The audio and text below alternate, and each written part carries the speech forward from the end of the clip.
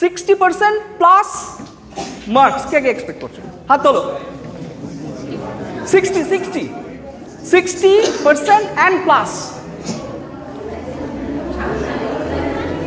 এই পরীক্ষাতে, আমি মেইন পরীক্ষার কথা বলছি না, এই পরীক্ষায়। Very good. 70% plus, 70% and 70% plus. Very good. আরেকটু উপরে ওঠা যাক। 80% অ্যান্ড প্লাস। বেশ কয়েকটা হাত আছে, আরেকটু উপরে ওঠা যাক। 90%। Very good. আচ্ছা, 95% কেউ ভাবছো এই পরীক্ষাতে? 95%? কোনো হাত নেই, তবে হতে পারে কিন্তু।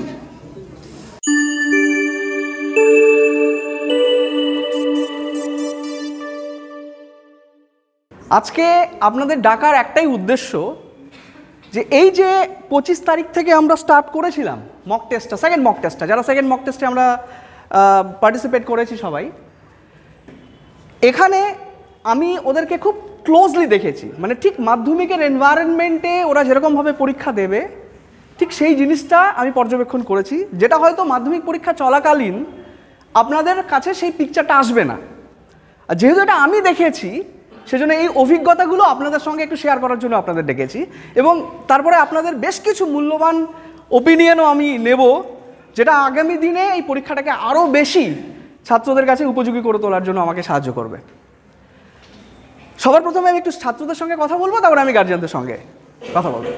ফার্স্ট, স্টুডেন্টরা যারা ফার্স্ট মক টেস্ট দিয়েছিলে, কারা কারা ফার্স্ট মক টেস্ট দিয়েছো একটু হাত তোলো। বেশ।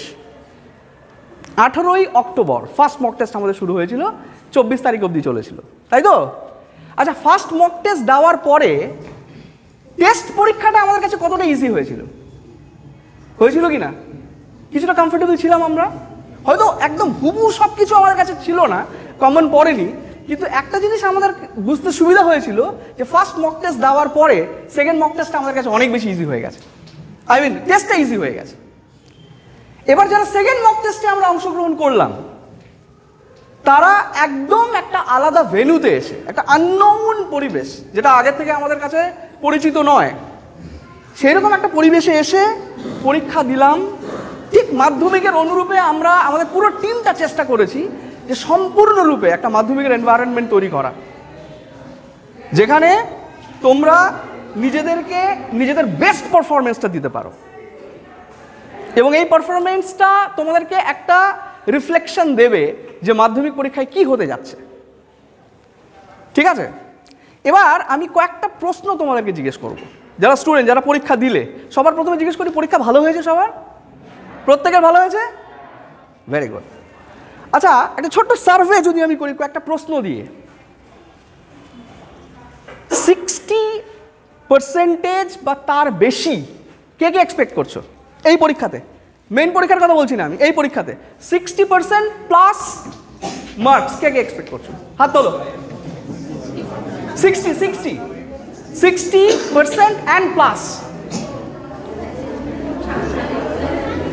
এই পরীক্ষাতে, আমি মেইন পরীক্ষার কথা বলছি না, এই পরীক্ষায়। Very good. 70% plus, 70% and 70% plus. Very good. আরেকটু উপরে ওঠা যাক। 80% অ্যান্ড প্লাস। বেশ কয়েকটা হাত আছে, আরেকটু উপরে ওঠা যাক। 90%। Very good. আচ্ছা, 95% কেউ ভাবছো এই পরীক্ষাতে? 95%? কোনো হাত নেই, তবে হতে পারে কিন্তু। কেন আমি জিজ্ঞেস করলাম? 2018 সাল থেকে আমার আন্ডারে প্রয়াস মক টেস্টটা শিলিগুড়িতে হচ্ছে, এবং আমি দেখেছি যারা 60 বা 60 থেকে 70-র মধ্যে থাকে আমাদের মক টেস্টে, সেকেন্ড মক টেস্টে, তারা কিন্তু মেইন পরীক্ষায় গিয়ে অ্যাটলিস্ট 10% মার্কস তাদের পারে, অ্যাটলিস্ট, বা আরও বেশি বাড়ে অনেকের ক্ষেত্রে। যারা 60% যেখান থেকে স্কোর করবে তারা কিন্তু আমরা ধরে নিতে পারি অ্যাবাভ 70-তে যাবে।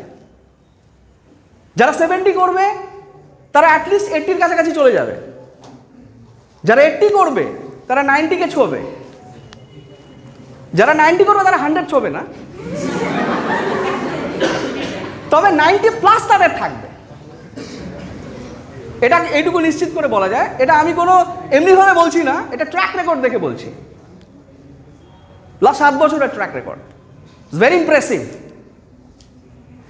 সুতরাং আমি এক্সপেক্ট করতেই পারি যে যারা 60% বা 80% অব্দি হাত উঠেছিল তারা কিন্তু 90%-এর দোরগোড়ায় গিয়ে দাঁড়াবে বা প্লাস হতেও পারে। আরেকটা ব্যাপার নিশ্চিত যে দার্জিলিং জেলা থেকে প্রত্যেক বছর আমাদের প্রয়াস মক টেস্টে যারা অংশগ্রহণ করে প্রথম 10 জনের মধ্যে তারা কিন্তু থাকে, বেশিরভাগরাই থাকে। এবারও তার ব্যতিক্রম হবে না, এটুকু আমি নিশ্চিত। আর দ্বিতীয় কথা হচ্ছে, আরেকটু বড় করে যদি ভাবি যে পশ্চিমবঙ্গের মেধা তালিকায় আমি আশা করতেই পারি এবার আমাদের শিলিগুড়ির প্রয়াস মক টেস্ট সেন্টার থেকে কেউ না কেউ থাকবে। তোমরা যথেষ্ট ভালো করে পরীক্ষা দিয়েছো, আমি দেখেছি খুব কাছ থেকে, সবাই সিনসিয়ার, এভরিওয়ান।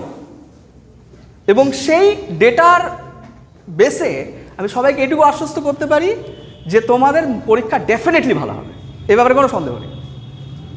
তবে বেশ কয়েকটা কথা আরও বলে রাখা দরকার। শুধু ভালো ভালো কথা বললেই তো হবে না, কিছু কিছু জায়গাও আমার নজরে এসেছে যে জায়গাগুলোকে বলা প্রয়োজন এখানে। সেটা হচ্ছে, পরীক্ষা যখন শুরু হচ্ছে ফার্স্ট 45 মিনিটস বা ফার্স্ট 1 আওয়ার যে তৎপরতাটা তোমরা দেখাচ্ছ শুরুতে, প্রচণ্ড সিনসিয়ার, সেই জিনিসটা কিন্তু যখন পরীক্ষাটা মাঝামাঝি জায়গায় আসছে, মানে 1.5 ঘন্টা বা 2 ঘন্টা, তখন কিন্তু অনেকটা রিল্যাক্স হয়ে যাচ্ছ, একটু বসছো, আশেপাশের জনের কাছ থেকে একটু সাহায্য নেওয়া বা দেওয়া, শুধু নেওয়া না দেওয়াও হচ্ছে, যেটা সবার ক্ষেত্রেই হয়, যেটাকে হল কালেকশন বলি আমরা বা যাই হোক, ঠিক আছে। এবং এটা করতে গিয়ে কি হচ্ছে, লাস্টের দিকে আমাদের সময়ের অভাব হচ্ছে, তখন মনে হচ্ছে যেন আরো 10 মিনিট যদি আমাদের সময় থাকে, ঠিক আছে। তো এই জিনিসটা তোমরা করো না। দেখো, যারা মেরিট লিস্টে প্রথম 10-এর মধ্যে জায়গা করে আর যে 15 নম্বরে থাকে বা 20 নম্বরে থাকে, 1 নম্বরের সঙ্গে 20 নম্বরের কিন্তু খুব একটা পার্থক্য নেই। যদি আরেকবার পরীক্ষা হয় তাহলে দেখা যাবে হয়তো 20 নম্বর 1 হয়েছে, 1 নম্বর 20-তে গেছে। একটা যেটা সব থেকে সমস্যার সেটা হচ্ছে যে পরীক্ষার হলে আমাদের কিরকম পারফরমেন্স হচ্ছে। প্রিপারেশন আমরা সবাই নিয়েছি, সবাই হার্ডওয়ার্ক অলরেডি করে ফেলেছি, যে ব্যালেন্স টাইমটা আছে, তোমাদের পরীক্ষা শুরু হচ্ছে ফেব্রুয়ারি মাসের 10 তারিখে মোস্ট প্রবাবলি, তাই তো? তাহলে আমাদের হাতে অ্যাপ্রক্সিমেটলি মাসখানেক সময় আছে, আমি ধরে নিচ্ছি। তাহলে এই মাসখানেক সময়ের মধ্যে হার্ডওয়ার্ক করার আর কোনো জায়গা নেই, এখন কিছু স্মার্ট ওয়ার্ক করতে হবে, স্মার্ট ওয়ার্ক। আর এই স্মার্ট ওয়ার্কের মধ্যে একটা ওয়ার্ক তোমরা করলে মক টেস্ট দিয়ে। মক টেস্ট দিয়ে কি লাভ হলো? এমন একটা এনভায়রনমেন্ট পেলে যে এনভায়রনমেন্ট থেকে তোমরা জানতে পারলে যে কিভাবে টাইম ম্যানেজমেন্ট করতে হয় উইদিন 3 আওয়ার্স। আমরা কিন্তু আমাদের শিক্ষক শিক্ষিকাদের কাছে পরীক্ষা দিচ্ছি, কিন্তু সেটা নোন পরিবেশ, নোন এনভায়রনমেন্ট। প্রত্যেকটা টিচার যারা তোমাদেরকে হেল্প করছে বা করে আসছেন সারা বছর ধরে, তারা প্রত্যেকেই চায় যে তোমাদের রেজাল্টটা 100% ভালো হোক, এই ব্যাপারে কোনো সন্দেহ নেই। কিন্তু তারপরেও প্রিপারেশন অ্যান্ড পারফরমেন্স, এই দুটোকে যদি এক করতে হয় তাহলে কিন্তু আমাদের অবধারিতভাবে পরীক্ষায় বসতে হবে। সেটা তোমরা এই মক টেস্টেই বসো বা যেখানেই বসো, যত পরীক্ষা দেওয়া যাবে তত বেশি নিজেকে রিফাইন করা যাবে। যারা তোমরা পরীক্ষা দিলে আর যারা এই পরীক্ষাগুলো দেয়নি তাদের মধ্যে কিন্তু অলরেডি একটা ডিফারেন্স তৈরি হয়ে গেল। যে ভুলগুলো তোমরা এখানে করলে বা যেই জিনিসগুলো তোমরা মনে করছো যে এই ভুল আমাদের হয়েছে, সেই ভুলটা নিয়ে কিন্তু মেইন পরীক্ষায় তোমরা যাবে না, একদম 100% এই ব্যাপারটা। ফলে যারা পরীক্ষাটা দিল না বা দেয়নি তারা কিন্তু এই ভুলগুলো সম্পর্কে একদম তাদের কোনো জানাই নেই যে কি ভুল হতে পারে পরীক্ষায়। সুতরাং একটা ডিফারেন্স কিন্তু হয়ে গেল। আর এই ডিফারেন্সটা হয় বলেই প্রত্যেক বছর এই সারা পশ্চিমবঙ্গে যে 100-র উপরে আমাদের সেন্টার রয়েছে প্রয়াসের, সেখান থেকে 20 জন 25 জন করে আমাদের প্রত্যেকবার মেরিট লিস্টে থাকে। গতবার 8 জন ছিল, মানে ন্যূনতম হিসেবে আমরা এই ফিগারটাকে ধরছি। ঠিক আছে, তাহলে শুধু আমি এই পরীক্ষার কথাই বলছি না, জীবনে যে কোনো সময় নিজেকে যদি এলিজিবল মনে করো পরীক্ষায় বসবে। পরীক্ষাটা সবসময় আমাদের রিফাইন করে, আমাদের খামতিগুলোকে আয়নার মতো সামনে এনে দেয়, যেটা আমাদের পরবর্তী স্টেপগুলোকে আরও অনেক ইজি করে দেয়। তাই examination is the most important part of any growth, এটা আমরা বলতেই পারি। আমি শুধু তোমাদের সবার মধ্যে থেকে 2 জনের অভিজ্ঞতা জানতে চাবো, র্যান্ডামলি আমি কাউকে বেছে নিচ্ছি, দাঁড়িয়ে তোমরা শুধু বলবে যে তোমাদের পরীক্ষাটা কেমন লাগলো বা কেমন তোমাদের অভিজ্ঞতা। ঠিক আছে, শুধু এটুকু জানতে চাবো তোমাদের কাছ থেকে। কে বলবে? সবাই মাথা নিচু করে রেখেছে। তুমি দাঁড়াও। ইয়েস ইউ, ওই ওর পাশে পাশে তোমার পাশে। হ্যাঁ, স্ট্যান্ড আপ, বলো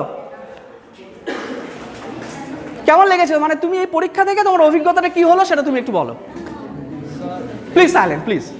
হ্যাঁ, পরীক্ষাটা দেওয়ার আগে যখন ফার্স্ট মক টেস্ট দিয়েছিলাম তখন প্রিপারেশন অনেকটাই লো ছিল। ওই প্রিপারেশনটা মক টেস্টটা নিয়ে তারপরে যখন টেস্ট পরীক্ষায় গেলাম তখন টেস্ট পরীক্ষা মোটামুটি ভালোই হয়েছে। তারপরে এখন সেকেন্ড মক টেস্টে আসছি, এখন অনেকটাই বেশি ডাউট ক্লিয়ারেন্স হয়েছে, অনেকটা বেশি ভুল কমেছে, অনেকটা বেশি পরীক্ষাটা ভালো দিতে পেরেছি, তারপরে তাড়াতাড়ি শেষ হয়েছে পরীক্ষা। আর এখানে যে এনভায়রনমেন্টটা একদম মাধ্যমিকের মতনই লেগেছে আমার। এটাই তোমার অভিজ্ঞতা, মানে তোমার উপকার হয়েছে এইটুকু বোঝা গেল। বেশ, সিট ডাউন, থ্যাংক ইউ। এবার মেয়েদের থেকে একজন বলুক। কে বলবে? এদিকে কেউ আছে? তুমি বলো। তুমি, হ্যাঁ তুমি, স্ট্যান্ড আপ, বলো। Silent silent silent silent silent দাওনি। হ্যাঁ, সেকেন্ডটাই বলো। যখন আমি টেস্টের রেজাল্ট যখন বেরোলো, অনেক জায়গায় আমার ডাউট ছিল নাম্বারগুলো নিয়ে, এবং যে প্রশ্নগুলো ছিল সেগুলো অনেকটাই আমি টেস্টের সাথে সেকেন্ড মক টেস্টে কমন পেয়েছি। বেশ। টেস্টে আমার যেখানে ভুলটা হয়েছিল, তো টেস্টের খাতা দেখার পর সেগুলোকে আমি ভালো করে স্টাডি করেছি। তো এখানে দেওয়ার পর আমার কনফিডেন্স আরও বেড়েছে, বেসিক্যালি ফিজিক্স আর ম্যাথামেটিক্সের ক্ষেত্রে। বেশ। যেখানে টেস্টের রেজাল্ট একটু খারাপ হয়েছিল সেখান থেকে সেই ইমপ্রুভ পরীক্ষাটাতে রেজাল্ট অনেকটা বেটার হয়েছে আমার মনে হচ্ছে। একটা কনফিডেন্স বেশি গ্রো করেছে যে কিছু কিছু ভুল হয়েছে কিন্তু বেশিরভাগটাই ঠিকই আছে। বেশ, তার মানে উপকার হয়েছে। Very good, set down.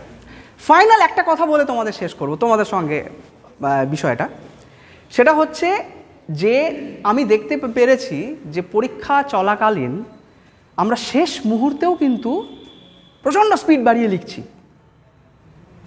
ঠিক আছে, শেষ মুহূর্তে পর্যন্ত। তো শেষ মুহূর্তে লেখা মানে কিন্তু আমরা স্কোরিং করছি না, এটা কিন্তু মাথায় রাখতে হবে। যত ডেট সিচুয়েশনে গিয়ে লিখছি তার মানে আমি কিন্তু আমার খাতাটাকে এক্সামাইন করতে পারলাম না। যে ভুলগুলো অলরেডি করে রেখেছি সেগুলো ভুলই থেকে গেল। আমি কিন্তু ভেবে রেখেছি যে না ঠিকই লিখেছি, কিন্তু ভুল হয়েছে। সেই জন্য চেষ্টা করো অ্যাটলিস্ট 15 মিনিটস আগে শেষ করার। লেখা 15 মিনিটস আগে শেষ হওয়ার একটা অ্যাডভান্টেজ হচ্ছে তুমি তোমার খাতাটাকে পুরোটা পড়তে পারবে। আমরা বলি বি ইয়োর ওন এক্সামিনার। নিজের খাতা তুমি যদি নিজে পরীক্ষা করো তাহলে তুমি কত মার্কস নিজেকে দেবে? যদি তুমি নিজেকে সন্তুষ্ট করতে পারো তাহলে তুমি এক্সামিনারকে সন্তুষ্ট করতে পারবে। তাই চেষ্টা করো নিজের লেখাটাকে অ্যাটলিস্ট 15 মিনিটস প্রায়র শেষ করা, এবং প্রপারলি খাতাটাকে এক্সামাইন করো যাতে করে ভুল ভ্রান্তিগুলো ওখান থেকে বেরিয়ে আসে এবং তোমরা সেটাকে শুধরে নিতে পারো। ঠিক আছে? আর যদি এটা করা যায় তাহলে প্রত্যেকটা সাবজেক্টে অন্তত 3 থেকে 4 মার্কস আমাদের বাড়তে পারে, প্রত্যেকটা সাবজেক্টে।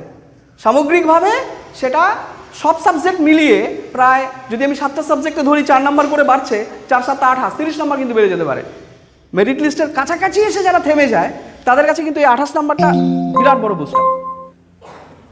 সুতরাং চেষ্টা করো নিজের খাতা নিজে এক্সামাইন করার এবং আগে শেষ করতে হবে, তার জন্য একটু লেখার স্পিডটা বাড়াতে হবে। কারো কারো ক্ষেত্রে, সবার ক্ষেত্রে নয়, সবাই অনেকেই আছে যারা কিন্তু শেষ করতে পারছে 15 মিনিটসের আগে, অ্যাটলিস্ট 15 মিনিটস। তো সেজন্য আমি তোমাদের কাছে বলছি একটু এই দিকটা নজর দাও, খাতাটাকে আগে, লেখাটাকে আগে শেষ করো এবং নিজের খাতা নিজে ভালো করে এক্সামাইন করো, ঠিক আছে?